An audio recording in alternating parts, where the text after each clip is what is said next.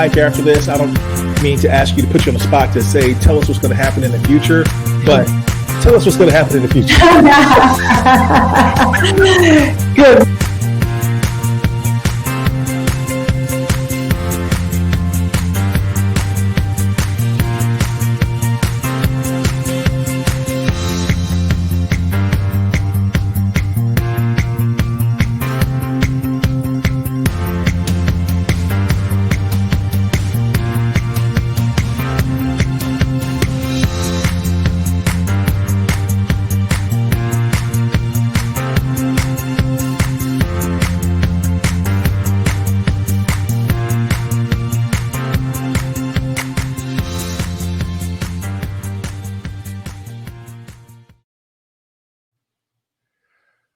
All right, everyone. Welcome to another episode of Keep Leading Live.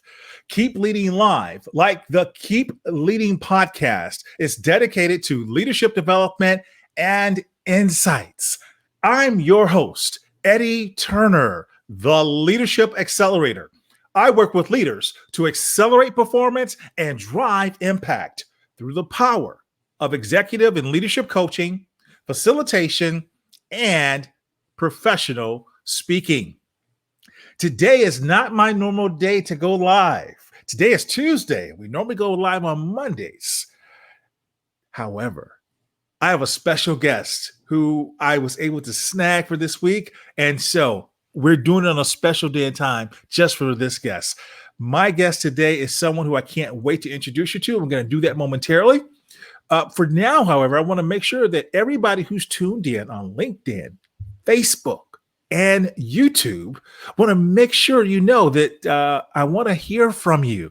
And if you have questions, specifically feet questions, leadership questions, medical questions, we've got the expert for you today. Let us know you're here in the comment section. Tell us who you are, tell us where you're from, and ask whatever questions you have of my guests. If you like what you hear, I'm going to ask you to hit the like button. Let us know that you like what you're hearing. Comment on what you're hearing. Hit that share button so that your friends and family can tune in and be able to hear from my expert today as well. My expert today is someone who is near and dear to my heart. I'm going to be talking to Dr. Robert Moore. You see him there. Dr. Moore, as I'm looking at his screen there, Dr. Moore, I don't know if we're going to get a lecture, if we're going to get, he's got the boards there for us and everything. So I'm excited to be able to talk to Dr. Moore. Let me tell you a little bit about him. Dr. Moore is one of the best foot and ankle doctors and surgeons in Texas. He's a thought leader in the field who is on the cutting edge of the ever-changing healthcare sector, and he sits on several hospital committees. He's a healthcare educator who teaches surgical techniques in one of our Houston residency programs, and he is the author of The Body of Knowledge, the complete weight management system for a lifetime of health. Something else I'll tell you about Dr. Moore. He's my personal podiatrist. He is the man that keeps me going. Dr. Moore, welcome to Keep Leading Live. Thank you, Eddie. Really appreciate the opportunity. It's amazing what happens. You enter into your 50s and everything goes from time rushing to appreciation. This is Telemedicine Tuesday, and I appreciate you switching your show for me. So thank you very much for that. I'm here in my home office. And this is an honor. I appreciate you having me on the show. Oh, sir, the honor is all mine. I appreciate you being here. When I got the call from your team that, hey, Dr. Moore says he's got an opening for you. Oh, and it's not for your foot this time. It's to be on your show. I'm like, I will take it. So, we talk about leading on our feet, thinking on our feet as leaders all the time. Yes. And something I've discovered, Dr. Moore, is you can't lead on your feet, which is the title of today's episode, Leading on Your Feet. You can't lead on your feet when your feet hurt. And in my situation, when I am hurting, I am humbled. I am absolutely hobbled to my knees. And you bail me out every time. So can you just tell us a little bit more about your background, what I missed, and why foot health is so important? it's interesting where you start in your life and where you end up, but that's why I put a brief bio on the site that, I'm mainly an engineer, math background, building models as a kid, kind of geekish where, there's no iPad, so what are you going to do? I mean, you build models and you go out and play sports. With that background, my mother being a nurse, all that mixed together took me from that math and engineering arena into the biological sciences. I transferred to Berkeley and finished off with a physiology degree. But there was something about the small intricacies of the feet. And what's funny is I give my hand surgeon, to dip into your other question, I talk to my hand surgeon friends, I tell them, how easy their profession is because, even though it's the same amount of bones and the same amount of delicate surgery, nobody's walking on their hands. So yes, my joke to my patients, and you know this well, when your feet are hurting, they're pretty desperate, and that's why I have a job. So it's my pleasure to get you guys back on your feet, back doing what you do best. And how can you do it if you're not comfortable and confidence? You can lead. Absolutely. Now, some people may wonder, why are we talking about feet and talking to a podiatrist, a doctor of podiatry on the Keep Leading podcast? And that's because you are different than many physicians. I've unfortunately had to spend a little time in physicians' offices and such because of different family members and caring for people and different parts of my life. And you just have an incredible bedside manner. You take the time to fix the patient and the problem, and you educate your patients. And so I just felt like, wow, I wish there were more physicians like Dr. Moore. So I wanted to interview you from that perspective because you've got something a little extra that allows you to show up as a leader, as a physician. And so that's why I want to talk to you about your view of leadership. Interestingly, I wouldn't say pushed into a leading and teaching position, but when I came back to Texas, even though I'm from Northern California, this is where the residency program was. It was an easy fit to start teaching the residents. And early on, you're focused on the technique. You're focused in on making sure they get the right blocking and tackling in regards to the team effort, the back table, and then your teaching starts to shift. I say now in my 25th year, it's about leadership. It really is. And I'm not trying to say this because of your show, but teaching is a leadership position where you must transfer that information to your student the best way possible. I believe it's, watching the teacher teach. It's interesting because I know leadership is also about how you perform, how you hold yourself, what message you get across, besides the fact that there's little idiosyncratic things I go through with surgery, which is trying to teach them what to do when things go wrong. So all that bundled up, it's been interesting that teaching is probably transferred into the waiting room, seeing the patient and thinking to myself, if I don't create a patient experience where they see what they have, find out how they can fix it, home remedies, what they do have, right down to the pictures that I draw from my surgeries, then I'm doing them a disfavor because there's Google, there's other doctors. They're going to want to know why I'm doing it and why they're having the procedure so they feel better and they feel more relaxed. I love how you said you transfer the teaching that you do as a professor into the waiting room. That's brilliant. I love that. And I've experienced that. So I didn't know that was your thought process, but I like that. And I've experienced it. So I know how valuable that is. In fact, you've kind of like written on my ankle a couple of times as if I were a cadaver about what you were going to do as you go in there. Because if your wife's not up to speed and you don't take that map home. Yes, absolutely. And I love how you said that you create a patient experience. Yes. I mean, that says a lot.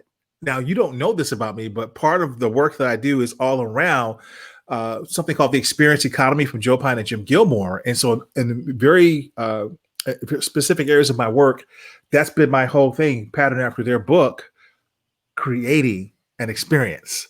So I didn't know again, that was your philosophy on that. I'm learning a lot in this conversation. But you do that. Right down to the nurses. When you enter, Yes. for an office person, the patient wants to be taken care of. Yes. And I also tell my students, even though I think I laughed a few times in the office with you, and saying I'm in the patient happiness business. That's the kind of fun side of it. But the truth of the matter is, creating that experience makes the patient feel confident, and not to go too far off the rails, because I've seen one or two of your podcasts, which are fantastic. Thank you. And your guests, I love to see that these progressive guests aren't talking about being brave and coming forth, because I'm a big transparency person too.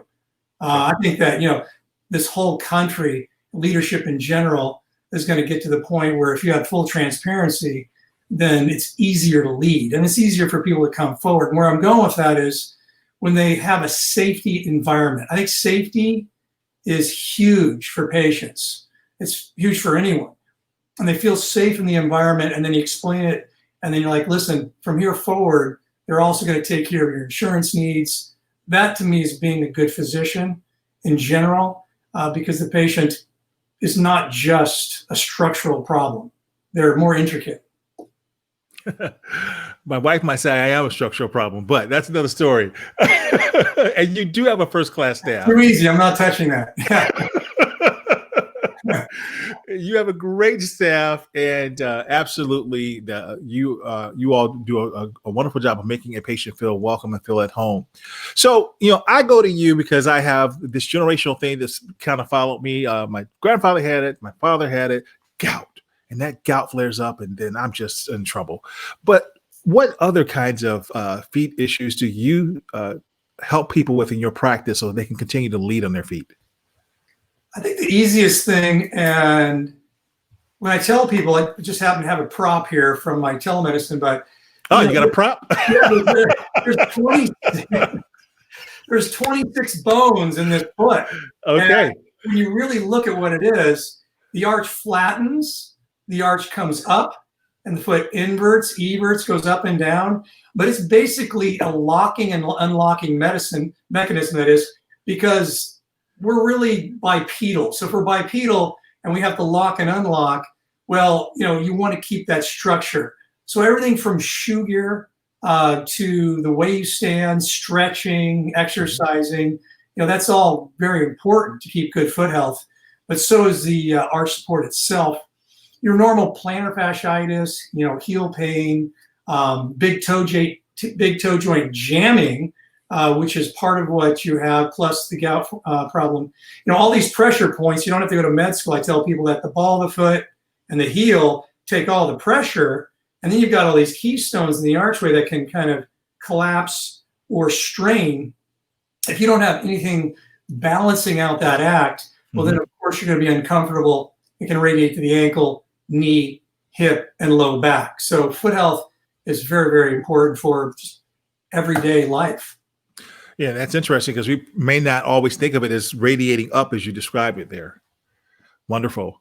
So you've helped people with those types of issues. And I've also seen some of your work where for our female guests who may be listening, who may maybe because of high heels may have had some situations. You do some work around that as well? Well, it's interesting because cosmetic foot surgery really had a bad rap because of the binding of the feet, the shortening, or can you make things look prettier and skinnier? In reality, mine are the main problems with the big toe joint or the bunion deformity. Toes are simple. They're either too long or they get pushed up in the air, or you have them clawed. So within all that, an exception of the bump in the back of the heel, which we call the pump bump, that rubs, these types of problems are mainly structural, but they become unsightly and they're easy to correct. So we have created a corrective cosmetic foot surgery line to help with these problems. Wonderful. So you covered the gamut. Well, I'm talking to Dr. Robert Moore, and it looks like Elson has joined us. Elson, I know because I was supposed to speak in Azerbaijan this year, and that's where Elson is from.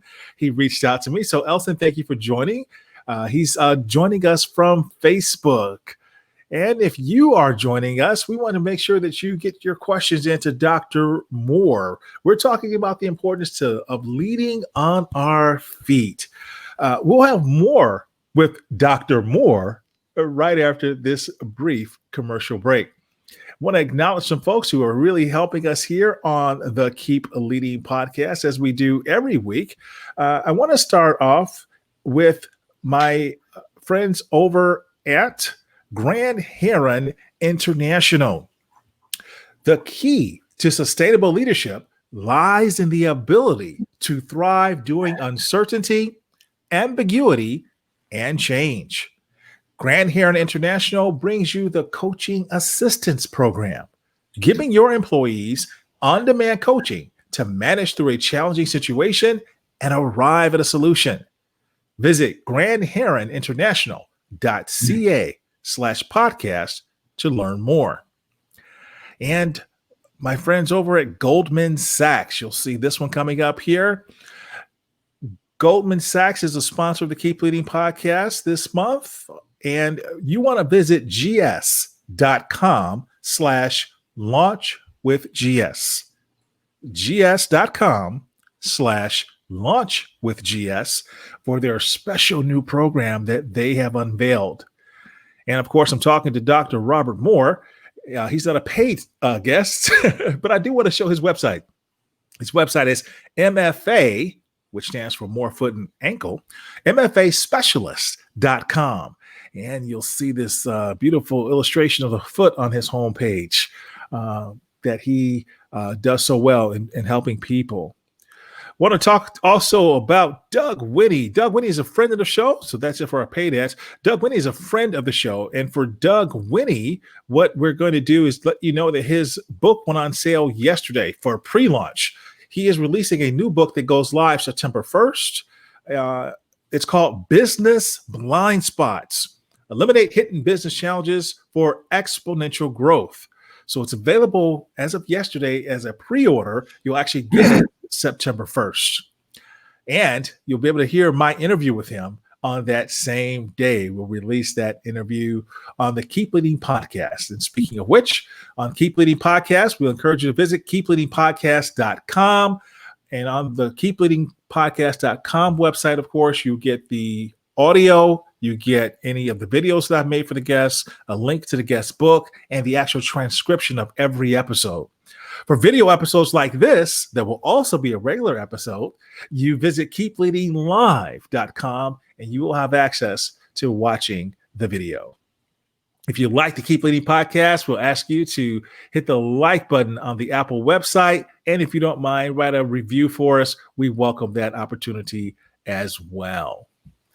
All right, I'm back with Dr. Robert Moore, and he's helping us understand how we lead on our feet. If our feet are hurting, we can't be, it affects how we show up, literally. And Dr. Moore described before the break how it's not just actually the feet, but even how that reverberates up and affects other parts of our body. So foot health is important. What is something that we should be aware of in terms of the biggest challenges that you see coming into your office that we could do to avoid any foot issues? Well, as you age, the foot does become, well, like most things, the joints will start to take a little bit of a beating. You're a great example. Mm-hmm.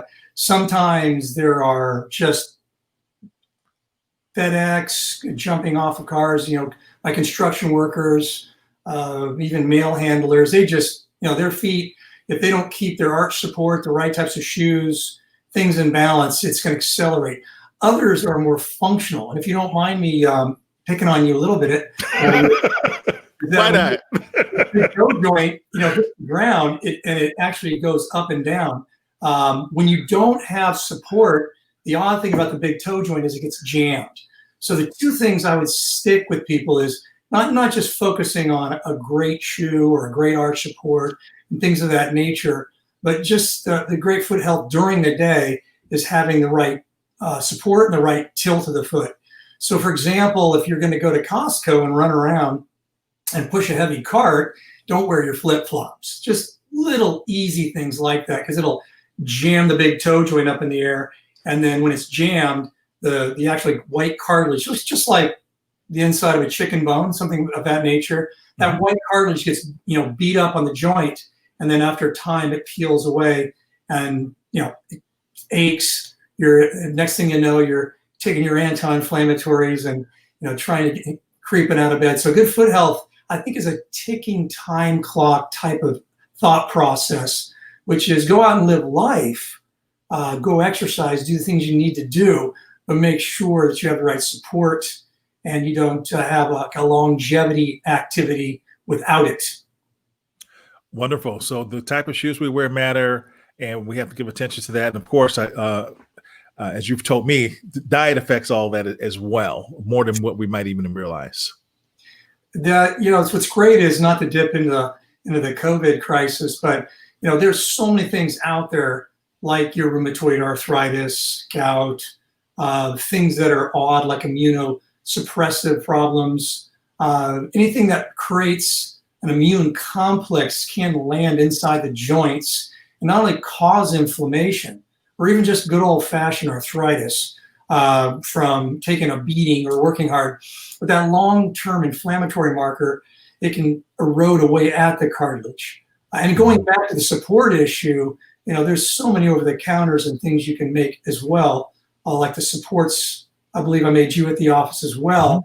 The key is in reality just making sure the feet are at a good support but tilted slightly inwards. So even I want to go back to that for a tip for your listeners, unless somebody wants to call in with a particular problem, is that when you have a shoe that supports the arch, and everyone makes one, Reebok, Nike, Asics, New Balance, all the makers make a shoe that is not as squishy and won't fall inwards. So if you do, even if you're not a pronator, you have a neutral foot, or you have a very stable supinated foot, if you just buy a shoe that's firmer with the inside reinforced in the archway, it'll last better, and that'll be good for your longevity for all your joints. And then to go back to the inflammatory problems, if you keep control of that, you will have better joint health. So that is on the horizon right now, just like they're talking about inflammation and immune complexes for the interior of the arteries, organs, and those things aging as well. Absolutely. And you taught me that, hey, when you buy a new pair of running shoes or sneakers, whatever you want to call them, take out that little foam that's in there, because that's no good, and then put an insert in, either the custom ones that a physician like you makes, or the inserts, as you mentioned, that they can get from those other providers. Brian agrees with you. Oh, go right ahead. No, I was just going to say, and there's also brands of shoes that have that kind of support built in. And again, I'd say someone who's at the store that you can try a few pair on is a good way to start. But I just wanted to add that not all of them have to take them out, but you're right. 80% is some fluffy thing inside that just is made to have the consumer feel like they're on memory foam.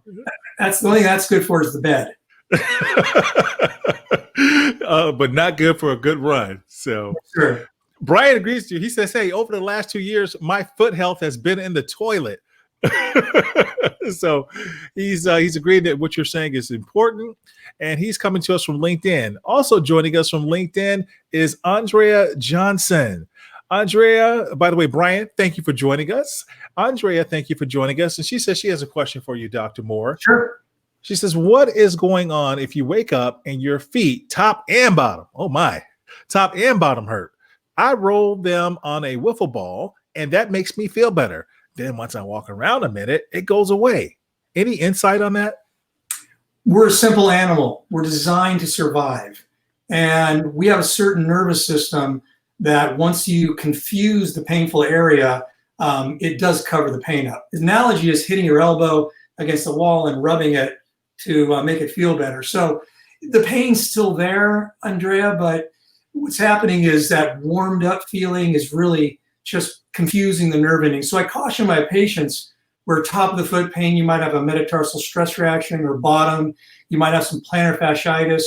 When you do too much to cover up the pain, you may be making it worse. So warm it up, go ahead and make it feel better, but I wouldn't say continuing to run around on something that's already angry is necessarily the best thing to do. Wonderful. So thank you for submitting your question, Andrea. And of course, thank you for the answer, Dr. Moore. Now, you said that today is your online day. There was a technical term for it, though. Telemedicine. Is that it? Yes. Okay. So this is your telemedicine day. How's that working out for you during this time of COVID? Quite frankly, it's great. It's the only time I can actually, patients don't see this. I have probably half of my patients right now, Eddie, that don't even know what I look like. You know, it's funny because when I saw you, that's what I was thinking. I was like, I haven't seen that guy in a while. You saw me last time with mask. Right. So it's great to talk to them. It's also interesting because a lot of folks in my profession, COVID has made me rethink my office, where I have someone who's really in a bad way, bad shoulder, can't get the walker to get into my office. Yeah. You start thinking to yourself, what's worse? Just like Andrea, just beating herself up to get all the way to my office and getting finally there, her foot's killing her, or doing a quick telemedicine. So it's been great for both myself and my patients. It's got a lot of perks, with the exception of me performing a physical exam, of course. Correct. Well, good. And by the way, she says, okay, thank you. Wonderful. So is there a top question that you're getting from patients during this time of COVID? There's a lot of uncertainty, and maybe even it's not even foot related when they come in and they just say, hey, listen, can I ask you this, Dr. Moore? Oh yeah, it is straight COVID related. And what we do is we stick with the CDC and all the recommendations. And of course, we're going over the top with everybody being masked, everybody, including myself, doing a temperature and making that transparent on the wall so they feel safe. Back to my favorite word, of course. But as for the feet, I just tell them, listen, wash your hands. Don't touch your eyes. Don't touch your nose. Don't touch your mouth. I may have touched a couple of times with you too. We teach a lot of health that way.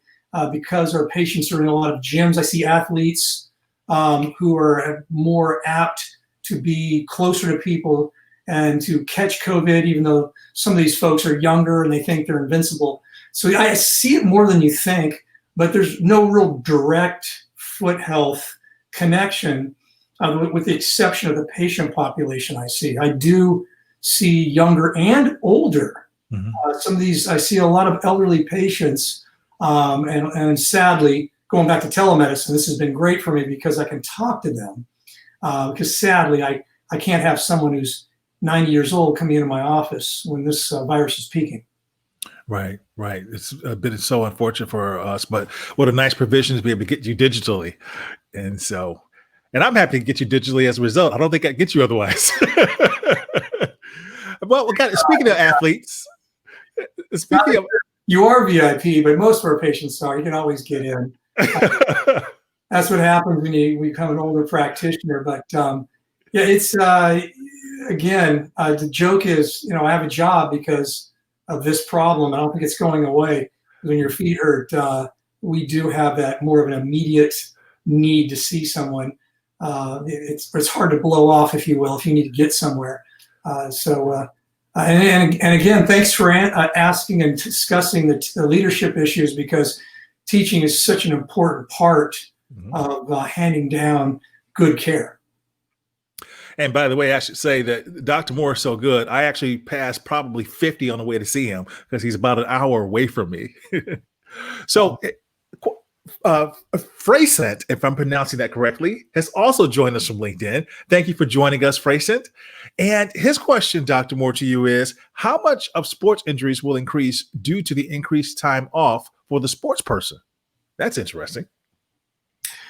Especially a sport like football. I mean, and basketball, you've got to be hardened and ready. They always talk about someone who's been out and, they'll just jump right back in because they've been in good shape. No, you gotta be on the court. You gotta be on the field. I think that you're right. That injuries are imminent, and they should be extra careful.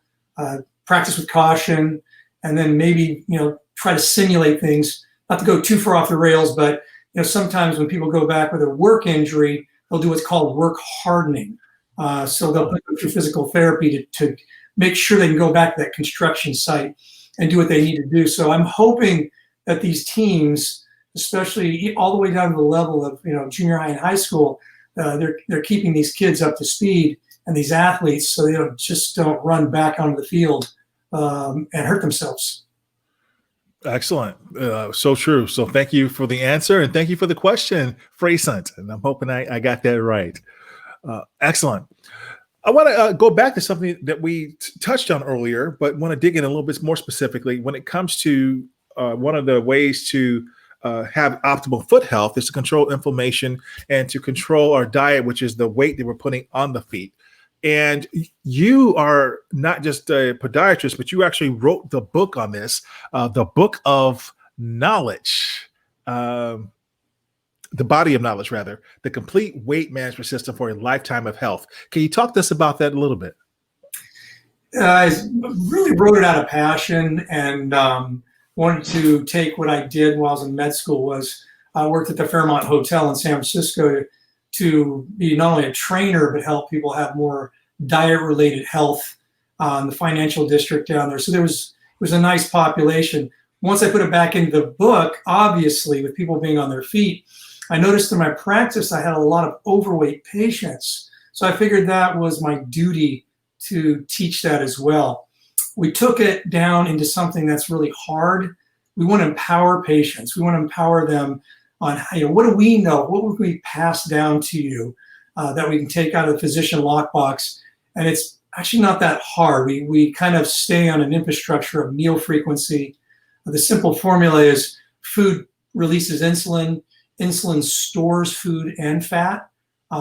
Bigger meal, bigger storage signal, more fat storage. So all the things you've heard about diet and fitness, meal frequency is big. It's a big driver of body composition. And then, of course, fitness, we try to do more of a innate natural workout from core, working to the extremities, the push and pull muscles, the way we operate with simple walking, climbing a fence, just basic survival moves and staying in shape. So it was a pleasure to write it. It was a little complicated in the beginning, but to answer your question, Eddie, it's more of a empowerment book that if I do a few of these things, I can keep myself in better shape, keep the weight off, and maybe even have a little bit more lean mass, have a better body composition instead of focusing on weight. And you are the epitome of that. I mean, you live it. And every time, even when I see you, I know that when I'm in the office and I see you throw that bar down, it's 10 o'clock. So wonderful. I'm a little selfish because if I gain too much weight, my knees hurt. So I got there's a bar for myself too. But it just feels good, and like any kind of place you've been, or even your runner's high, I would say just be in better shape is just a great place to be. And also you've got that duty, I think, not to keep dragging it back to your leadership theme. I just can't be that hypocrite who's preaching these things but doesn't walk the walk and talk. Yes. No, you truly are a leader in that method as well, that manner. By the way, Frey submitted another response. He said, thank you for your answer to his question. And Andrea, she says, thank you, Eddie, for doing this and having him on. As a baker, I am on my feet a lot at times. So I have gotten foot inserts and, of course, the proper shoes. All right. Well, we're happy to have you. And so good to see so many tuned in from all the way from Azerbaijan to locally here. And I'm not sure where Andrea is from or Fraser, but here in the States, I think. Fraser says, in obese people, what hits harder first, the knees or the ankles? I would have to say a little of both, but ironically, the knees do take most of the abuse. Where the foot problems come in, of course, is the arch dropping. What is your genetics? Not to go too far off in the distance, but you'll see some of these people now, when you watch them walk, you'll see the ones that really bow inwards. You see the arch collapsing, and then, of course, that buckles the knees in. So they're both connected. The answer is really, which one takes the most abuse, and then it's a ticking time bomb, like we talked about earlier. For instance, the white cartilage that's attached to the bone is very tenuous, and once it pulls free, that's just accelerated arthritis. And obese patients, I would say the impact is probably more on the archway, but then again, if it's stooping down to grab something and then picking up, the knees take most of the abuse. Thank you, Dr. Moore. And Freysan is letting us know he's tuned in from India. So excellent. Wow. He's tuned in from India. So we've got Azerbaijan, we've got India, Facebook, LinkedIn. So we've got folks from all over. And by the way, hit the like button if you like what you're hearing in today's episode and all these great answers that Dr. Moore is providing. Hit the share button so that this ends up on your feed. Your friends can watch the replay if they've missed the rest of the conversation. And we're winding up toward the end here, but you'll still have time to get a question in if you act fast. Dennis Murray is listening to us from LinkedIn. So welcome, Dennis. He says, my problem is when I'm sitting down working on my feet, they swell during that time. I am not overweight, but my height is at 6'4". But when I'm cycling, I don't have that problem. What do you suggest? Well, there's standing desks. There's ways to get up and down. You would think that I don't need, being in good shape, any kind of support, but I love wearing the support stockings, Dennis. You can literally go onto Amazon, look for the number 20 millimeters of mercury, capital HG. It's just a pressure term. So 20 millimeters of mercury. 30 is a little tight, but what happens is the veins have a one-way valve, and this one-way valve lets the blood stop from coming down from above. And if the vein swells and the valve comes down, well, then all the blood pools to the bottom of the feet. And then while you're trying to circulate it back to the heart, when you're sitting down, sometimes the weight of your torso can also pinch off the venous blood return. And that's why your ankles swell so much when you sit down. Cycling, of course, the calves are contracting. They're forcing the blood back to the heart. So nothing I've never seen. I don't think you have a problem unless you have varicosities and things of that nature. But I would go ahead and get some support stockings if you're sitting a lot during these times. And then make sure every 15 minutes you stand up and type a little bit, do a lap in the office, and then sit back down. Fantastic. Thank you for answering Dennis's question. Thank you, Dennis, for submitting the question. And Fraser is mentioning here, he says, thanks, Eddie, and thanks, Doctor, for a candid conversation. Candid conversation indeed. Dr. Moore, I've enjoyed talking to you. What's the overarching theme you'd like to leave with our listeners today? As for good foot health, it's just like we talked with Andrea. If you do think about what you're wearing and you have that support, you get your anti-pronatory shoes, your stabilizer running shoes.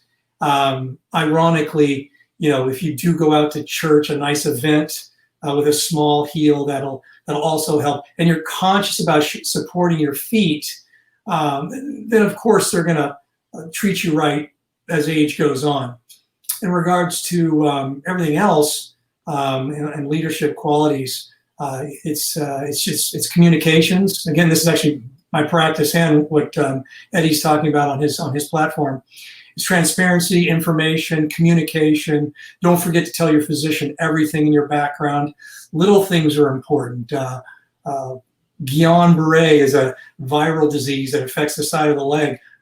Who knows what's out there, but the main thing is coordination of care with all your physicians, especially your endocrinologist if you have diabetes, which we all know have problems in the feet. So my take-home message is structurally, really watch the condition of your feet. Condition-wise, strengthen up everything from the calves, thighs, hamstrings, all the way up. But in effect, for strengthening the foot, that's something else I didn't mention. I want to give your listeners is to really focus on massage, things of that nature, but not so much on trying to overwork it, strengthen it. I get that question a lot. So feet are more of a structural issue and maintenance issue, and not so much of a strengthening unless you're going higher up. Excellent. And is there any quote that you use in your leadership, a favorite quote that you have, or is there the best piece of advice you've ever received as a leader that you'd like to share with the audience? Teach by giving away wisdom. I think a lot of people hold certain tips, secrets, perks, like it's a little piece of myself. It's powerful. Boy, if I, this is, if I don't give this to them, well then, there goes my IP, if you will. I feel like if that's all relinquished, then you're really putting something out there into the world. Thank you, Dr. Moore. And you got time for one quick one? Sure. We'll sneak one quick one in that just came in. By the way, Dennis is saying thank you for your answer. And from YouTube, an answer just came in.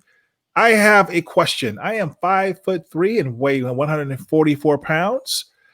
Am I okay or am I fat? The BMI says I'm overweight. Wow. Putting me on the spot, Faithful. No, actually, I'm going to give you a funny answer because I'm, obviously since I wrote that book, I'm big on body composition. Now, BMI is a screen. It's not a terrible thing.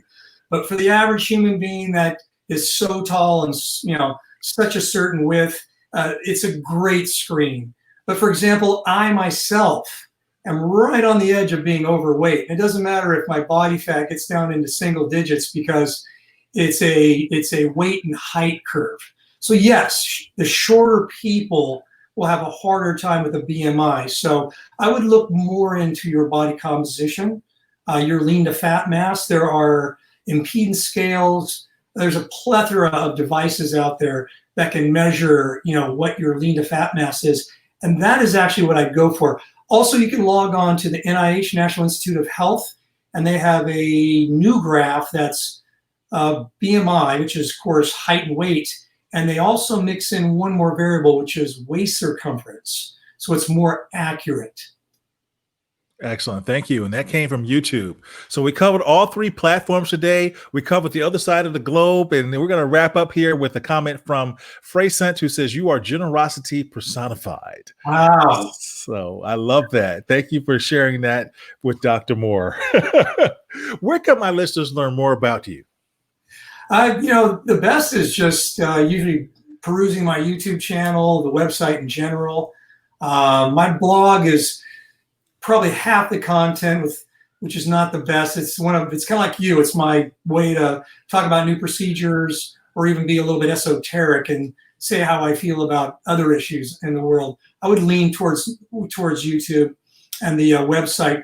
The drop-down menu is designed to go right to your area of problems, look at the landing page, and then maybe find out a little bit more about your problem. Fantastic. So I'm going to put all of that in the show notes so everybody can click very easily and get access to booking an appointment with you if they have more questions than what they got a chance to get answered today. Go see Dr. Robert Moore, everybody. Again, he's my personal podiatrist. He literally keeps me standing, keeps me on my feet. Go see him, connect with him, watch his videos because he's done some really impressive things. And by the way, I didn't say it. He's also been covered a lot on the local media here in Houston. So he is the man. If you're looking for someone to help you with your feet and your ankles, stop. Here's your man. Go see him. Thank you for taking time out of your busy schedule to be with me here on the Keep Leading podcast, on Keep Leading Live, and helping us learn how we can lead on our feet if we're going to keep leading, Dr. Moore. Thank you so much. It's been my pleasure. That concludes this episode, everyone. Thank you for listening. I'm Eddie Turner, the Leadership Accelerator, reminding you that leadership is not about our title or our position. Leadership is action. Leadership is an activity. It's not the case of once a leader, always a leader. It's not a garment that we put on and take off. We must be a leader at our core and allow it to emanate in all we do. So, whatever you're doing, always keep leading.